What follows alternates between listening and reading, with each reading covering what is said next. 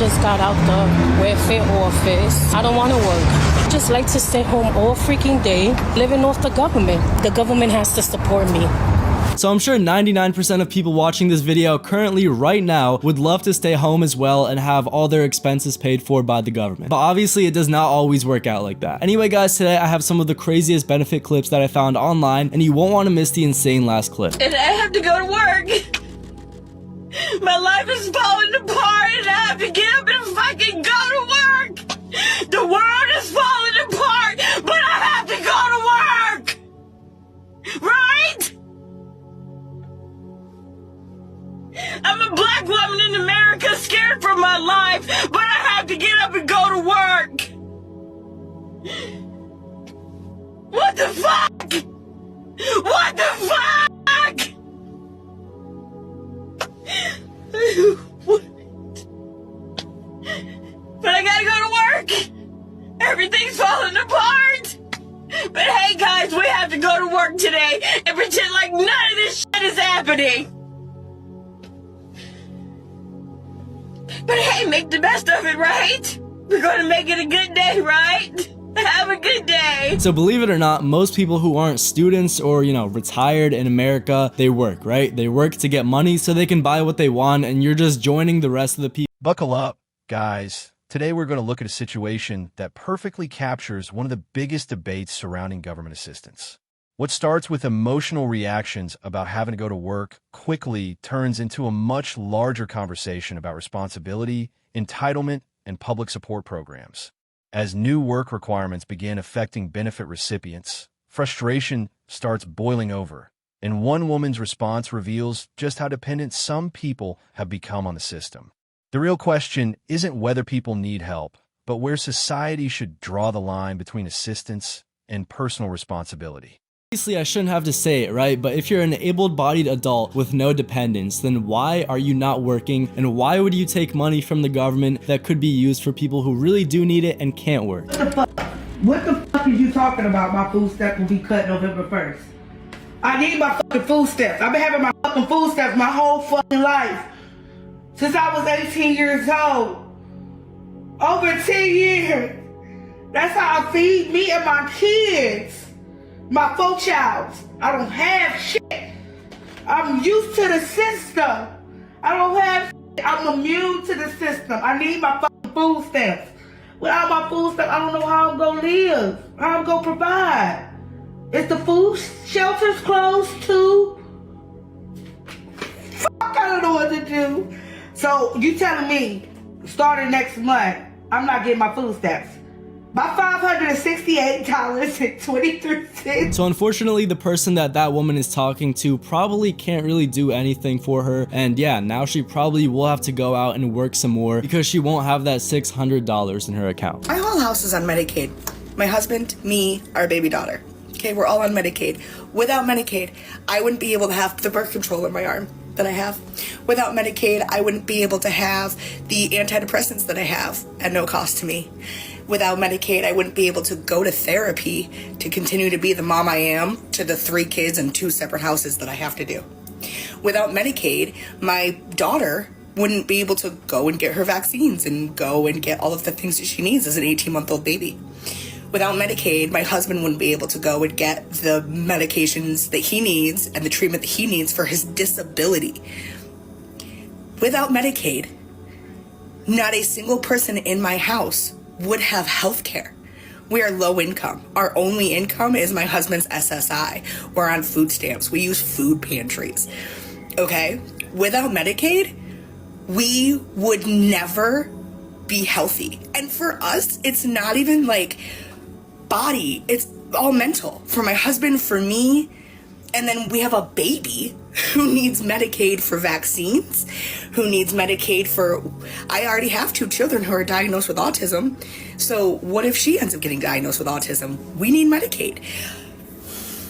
We need Medicaid. And if you live in America, everybody deserves free healthcare. That's it. I can't, bro. Honestly, I can't. It is so much wrong with this. I can probably talk for the next 30 minutes on what's wrong, how we need to solve for it.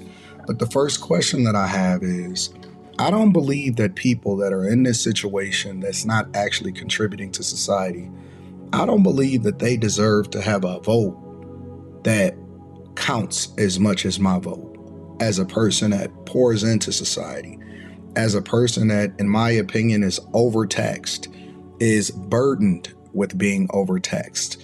And one of my biggest problems is how much I am giving over to the federal government in order to make sure that these people, and I work so hard, I work my butt off. And there are so many Americans, regardless of what your socioeconomic status is, that you grind and you hustle.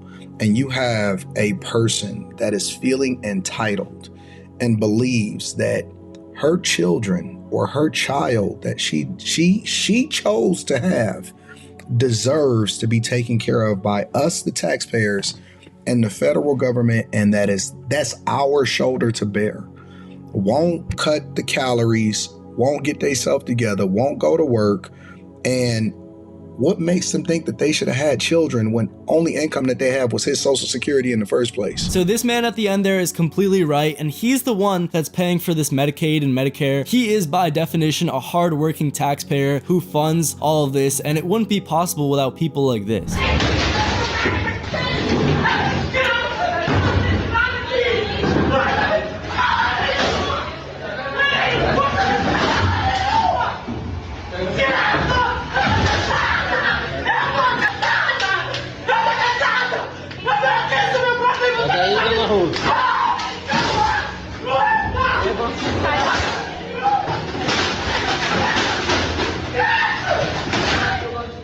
Alright, so not only was that an insane crash out, but now you have committed multiple crimes and are going to be on the hook for that. So was it really worth it just because you didn't get your EBT money? Alright guys, this next segment dives straight into one of the most controversial topics in modern society. On one side, we see a family explaining how government healthcare programs impact nearly every aspect of their daily lives. On the other side, critics argue that taxpayers are carrying an ever-growing burden while expecting accountability in return. This isn't just a debate about healthcare anymore. It's a clash between dependency and contribution, compassion and responsibility. As both perspectives collide, you'll see why this issue continues to divide millions of people across the country. $50 a week is a great amount, right? But having them go out and protest and complain after all the government did for them instead of getting a job and just working is insane. JD Vance and his mama and his whole entire family, they were on food stamps.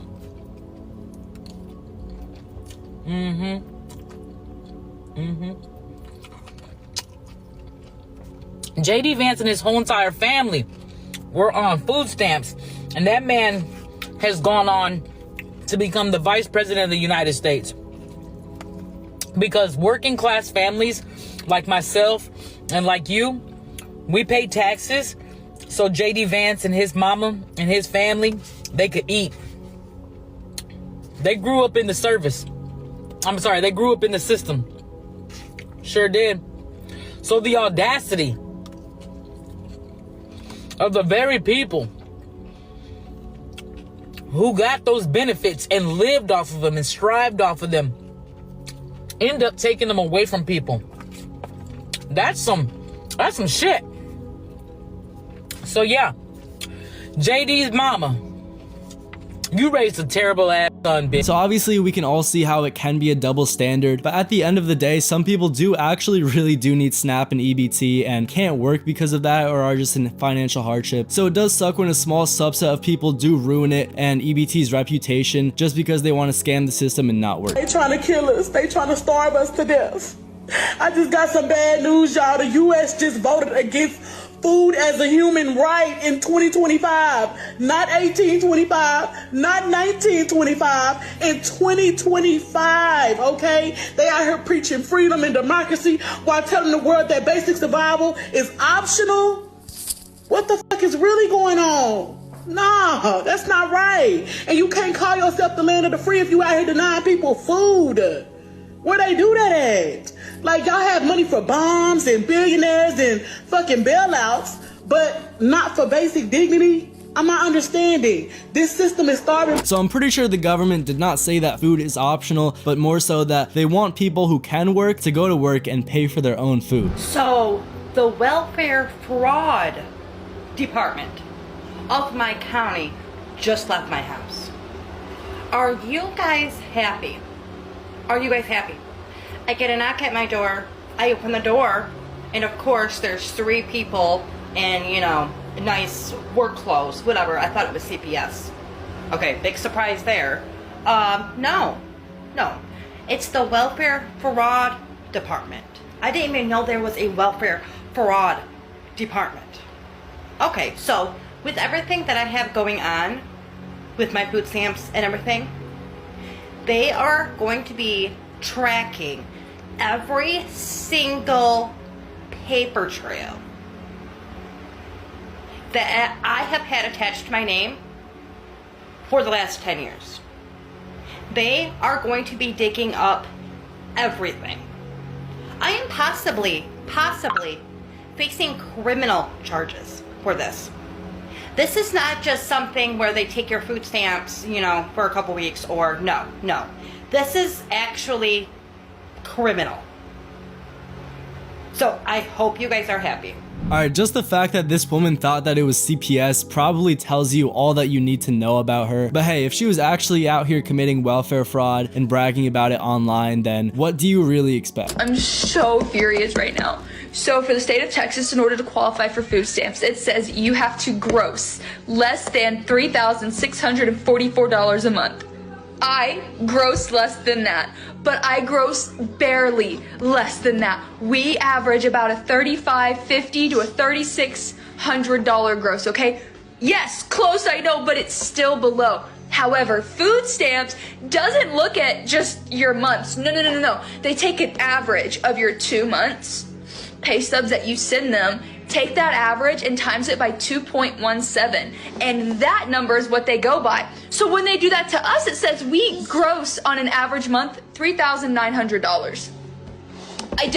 I have proof of that, but because 2 months out of the year my husband gets an extra check, we don't qualify because he's paid bi-weekly, even though I qualify 10 out of 12 months of the year. So I mean, obviously it is unfortunate for this woman who can't freeload off of the government, but it is kind of clear that she's just trying to maneuver the system and work it into a way that fits her needs. And there probably are other people that don't have welfare that probably need it more than this woman. So I just called my mom to tell her, because I just went to the grocery store and I ended up having to pay $50 out of pocket. So I'm telling her like that I have to call the food stamp people and tell them that they're not giving me enough money. So she asked me how much are they giving me. And I said $500. And she gonna hang up on me talking about they ain't giving you shit else because you got an infant. I don't care if I have an infant. $500 is not enough. I'm running out of food stamps within 2 weeks of me getting it. $500 is not enough. They have to go up because the cost of food has went up. The cost of groceries has went up. So sis gonna hang up on me like, girl, you know I call you for everything. Don't do that to me like that. They need to give me at least $1,000. So I mean, the amount of entitlement and greed here is absolutely insane, and it's very clear that she's just ungrateful for everything that the government has done for her. She's really so caught up over the fact that the government isn't giving her $1,000 a month that she doesn't even care about the $500 that she is getting. But guys, just wait until this insane last clip. Hey, I'm so sorry, but I just feel the need to make a video on this.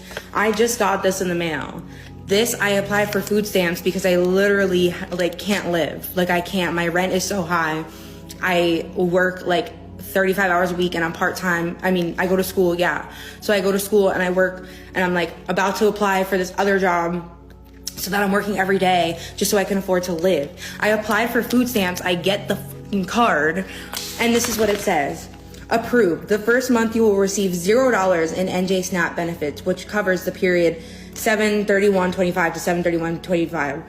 After that, you will receive $23 in SNAP benefits for each month until your certification period ends. $23? What am I supposed to buy with that? What am I supposed to buy with that? You can't even buy 2 things of fruit for $23 nowadays. You can't even buy eggs and 2 loaves of bread for $23 nowadays. I'm just like in awe right now, and not in a good way, because they sent me this card and they sent $23 on it. $23. The fuck am I supposed to do with $23?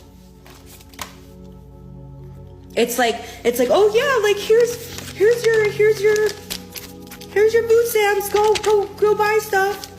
$23? Are you kidding me?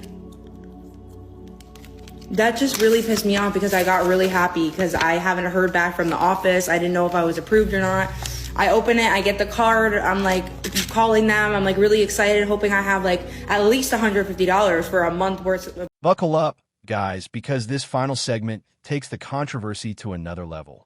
From protests over canceled benefits to heated arguments about government assistance, the tension keeps escalating with every news story. You'll see accusations of double standards, a welfare fraud investigation that could lead to serious consequences, and multiple people reacting to changes in benefit programs. But the biggest shock comes at the end, when expectations collide with reality, creating one of the most talked about reactions in the entire video. If you enjoyed this breakdown, make sure to like the video, subscribe to the channel, and we'll see you in the next video.